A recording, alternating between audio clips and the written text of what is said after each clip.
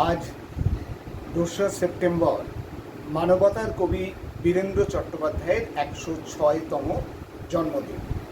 কথাশিল্প আবৃত্তি চর্চা কেন্দ্র নিয়মিতভাবে আমাদের অগ্রজ, প্রয়াত, প্রখ্যাত শিল্পী সাহিত্যিকদের জন্মদিন এবং প্রয়াণ দিবস উপলক্ষে তাদের প্রতি শ্রদ্ধা জ্ঞাপন করে অনুষ্ঠানের আয়োজন করে থাকে। ঠিক সেই রকম আজকেও আমরা বীরেন্দ্র চট্টোপাধ্যায়ের স্মরণে তাকে শ্রদ্ধা জানিয়ে একটি অনুষ্ঠানের আয়োজন করেছি।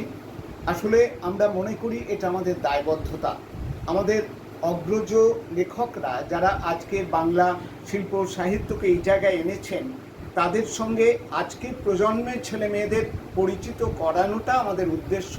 আজকে আমরা বীরেন্দ্র চট্টোপাধ্যায় সম্পর্কে শুনব, তার কথা, তার জীবনের কথা, তার লেখালেখির কথা শুনব, তার কবিতার আবৃত্তি শুনব।